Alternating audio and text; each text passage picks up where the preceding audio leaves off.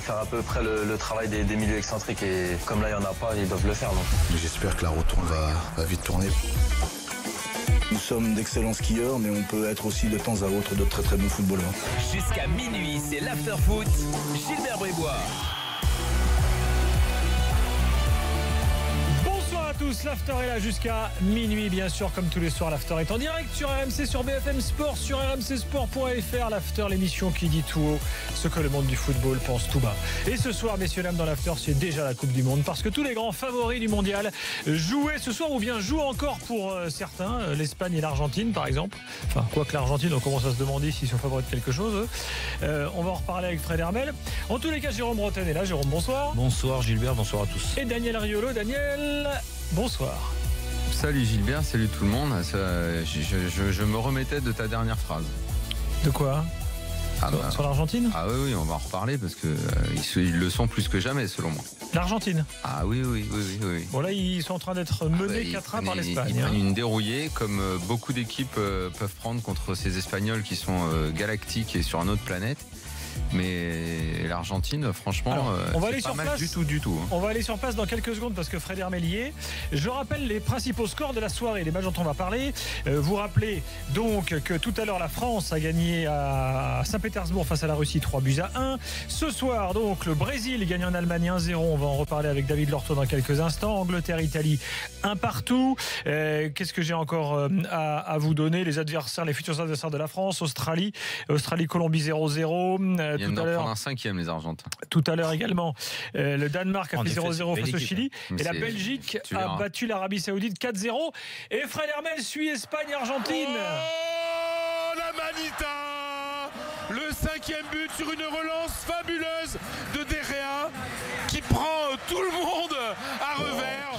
Oui, sauf son coéquipier Iago Aspas qui bat sans problème Caballero 5-1. Renaud Espas s'appelle le mec. J'ai pas compris. Iago Aspas. Ah oui. Oh putain, elle est capillotractée celle-là. Mais alors franchement, les coéquipiers sont tous allés saluer. Attention, Iago Aspas qui va de nouveau se présenter face à la défense de l'Argentine qui donne pour Isco. Le 6e but. Oh là là, Isco est triplé d'Isco. Oh là là, la soirée d'Isco.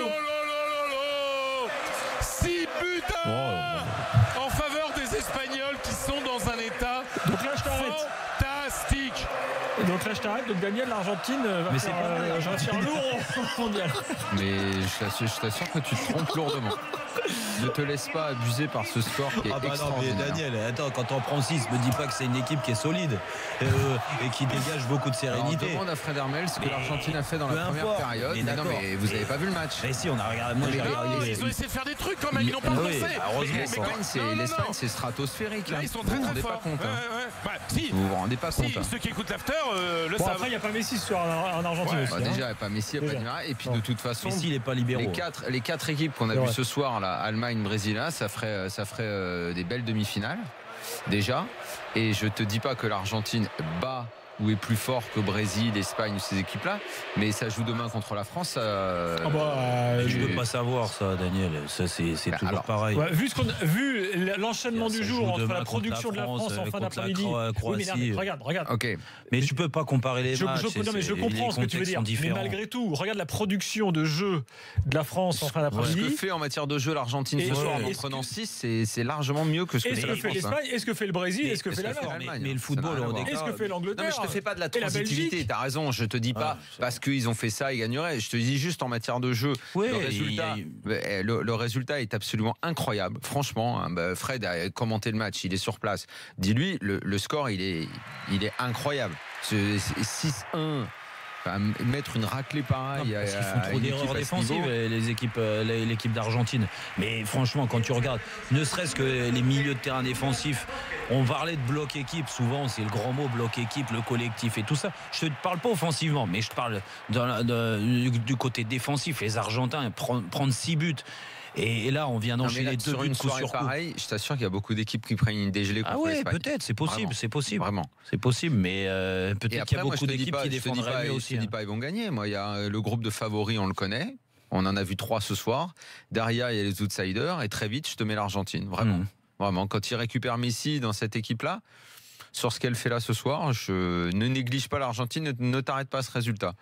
Si tu as du temps demain, revois non, ce qui mais s'est on a passé dans la regardé rencontre. Après, il manque Messi, Di Maria. Bon, Dybala, on n'en parle pas parce qu'il n'en veut pas, le sélectionneur. Là, ça comptera pas, ça. Mais... Voilà. Non, mais je t'assure, il faut aller au-delà de ça. Et les Espagnols. Et c'est pas fini, il reste encore 14 minutes, Fred, dans ce match. Oui, c'est ça. Ils peuvent aller à 8 parce que là, les Argentins sont complètement relâchés. Là. Alors attention, parce que ça peut avoir des conséquences pour Sampaoli, ce match, quand même, parce qu'il était fragilisé. Oui, je suis pas sûr qu'eux, ils l'analysent aussi calmement là-bas. Les Argentins, ça va quand même les chauffer, là. C'est sûr. Et si Sampaoli est changé, ça peut relancer des trucs, Dybala, etc. Donc il peut se passer encore des choses côté argentin. Messi, Dybala, c'est pas Sampaoli, Dybala. C'est Messi qui dit qu'il peut pas jouer avec. C'est quand même incroyable ça. Enfin bon, bref. C'est comme ça. On n'a pas Jonathan ce soir pour nous réexpliquer ce qu'il nous a déjà expliqué. Bon, Fred qui nous appelle dès qu'il se passe un truc. Il se passe toujours des trucs, hein. On est en Espagne. Appelle-nous alors.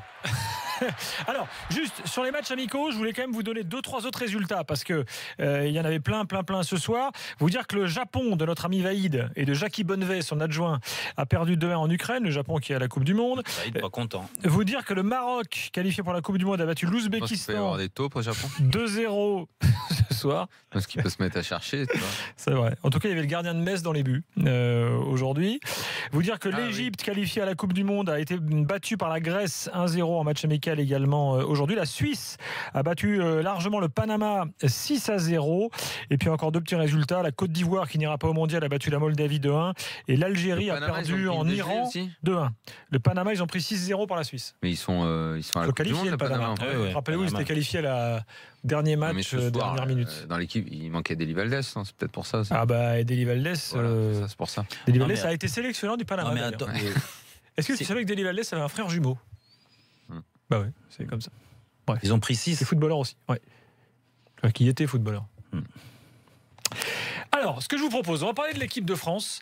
Mais d'abord, vu que les matchs viennent de se terminer, on va quand même parler de ces grosses nations qu'on a vues ce soir, notamment de l'Allemagne. L'Allemagne qui retrouvait le Brésil, donc 4 ans après le fameux 7-1, rappelez-vous, qui était aussi un match très boursouflé. Qui était un match un peu dingue, effectivement boursouflé, mais enfin contre une Argentine qui traumatique avait été, pour les Brésiliens. claudiquante toute la compétition, était quand même arrivé jusqu'en finale et il n'avait gagné que 1-0 à la prolongation après qu'Higuaín ait manqué une grosse occasion dans le jeu. Donc comme dit Jérôme, tu peux pas trop savoir ce genre de comparaison-là. Et des fois, les scores sont assez hallucinants. En tout cas, David Lorto est avec nous. David, bonsoir.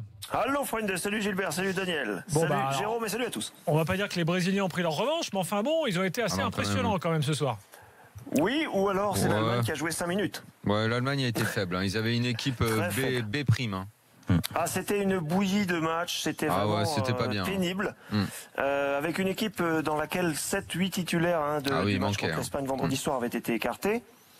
Je ne savais pas qu'il jouait encore George McFly en pointe. Il est fidèle à ses vieux briscards, à ses vieux tauliers, Joachim Löw quand même. Hein. Oui, c'est vrai. Mario Gomez était titularisé. Il a été malheureux, comme 9 fois sur 10.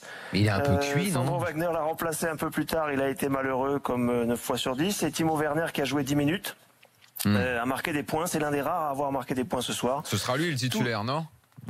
C'est parti pour, parce que il offre beaucoup plus de solutions en tout cas en attaque aux joueurs qui sont derrière lui, et ça c'était flagrant ce soir. Il y a des joueurs qui n'ont pas marqué de points du tout ce soir parmi ceux qui pouvaient essayer de se frayer une place. Mario Gomez, alors du coup quand je l'ai vu sur le terrain, je fais pas le malin, je savais pas du tout où il était. Je me suis dit mais où est-ce qu'il était pas allé en Turquie à un moment, donc là il est à Stuttgart maintenant. Ouais. Plus tout le temps titulaire, il a mis que 7 buts cette année, tu vois, je me suis un peu renseigné quand je l'ai vu. C'est vraiment, il est fidèle à ses joueurs, comme il avait fait longtemps avec Podolski et quelques autres. Hein. Ouais, mais il veut se réserver une option de joueur de pivot. Alors ce sera Sandro Wagner ou Mario Gomez, pas les deux sans doute. Ah d'accord. C'est un profil complètement différent par rapport évidemment à Timo Werner ou Lars Stindl qui joue 9,5 qui peut être un formidable attaquant de soutien aussi. Il y a 2 joueurs qui ont été vraiment en dedans ce soir. Ce sont les 2 joueurs de Manchester City. Gundogan pas très bon dans le jeu et Leroy Sané vraiment mauvais, vraiment faible. Nonchalant comme il peut l'être parfois. C'était quoi le milieu Khedira, donc avec Kroos, Khedira et Kroos, Ozil. Ah, c'était un 4-2-3-1, ouais, classique. Il y a un trou là, non, évidemment. Avec Müller. Donc voilà, merci Jérôme. Donc Hulk Hogan, là, il n'est pas titulaire certain dans l'équipe, même si c'est un très bon joueur. C'est le poste, en fait, c'est l'un des deux postes qui pose question pour le 11 de départ, pour le 11 titulaire, Gundogan ou Khedira. C'est plus proche de ce qu'on a vu vendredi, tu vois. Ou Sané. Pardon, Daniel ? On sera plus proche de ce qu'on a vu vendredi, c'est-à-dire Khedira, Kroos et Ozil. Hein. Oui, ça c'est sûr. Mais même à tous les postes, hein, d'ailleurs. Kevin Trapp n'a pas marqué de points non plus ce soir. Il a joué 90 minutes. Ça c'est sûr que ça, Trapp. Mais Trapp, il va pas y aller si Neuer revient. C'est-à-dire qu'il est numéro 4. Il va prendre Ter Stegen et Bernd Leno. Bernd Leno qui était censé faire une mi-temps ce soir, c'était prévu un peu comme ça, n'a pas joué finalement. Il y a des joueurs qui n'ont pas marqué de points, comme Rudiger par exemple aussi en défense centrale, catastrophique, qui était associé à Boateng. Niklas Süle, le défenseur du Bayern, est finalement rentré et lui a marqué quelques points. Mais bon, globalement, ça a vraiment été un match dans lequel l'Allemagne a subi dans les duels, n'a pas réussi à créer de mouvement. Je pense que le sélectionneur ce soir cherchait plus à tester quelques individualités qu'à chercher un mouvement collectif, parce que vraiment sur ce plan-là, ça a été très remarqué qu'il y a différentes stratégies quand même. Deschamps et Joachim Löw ont complètement changé leur équipe. Alors que par exemple le sélectionneur brésilien il a laissé les mêmes lui.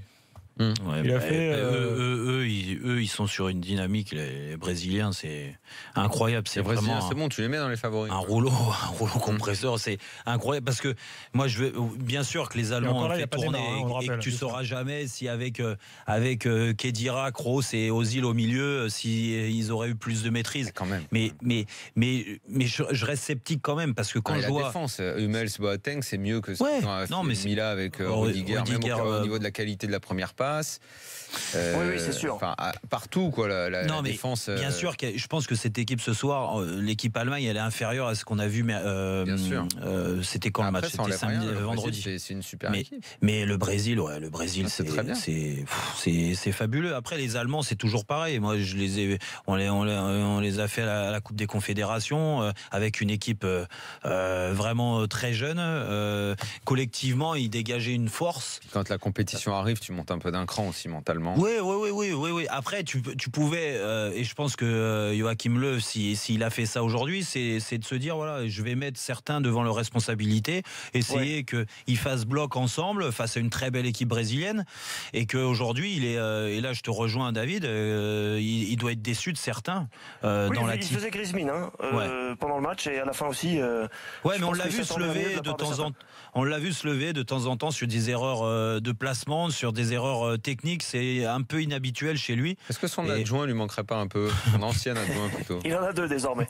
Oliver Zorc et Thomas Schneider. Comment s'appelait l'ancien là, le blond? Hansi Flick. Ah oui, il doit manquer un peu Hansi Flick. Merci David.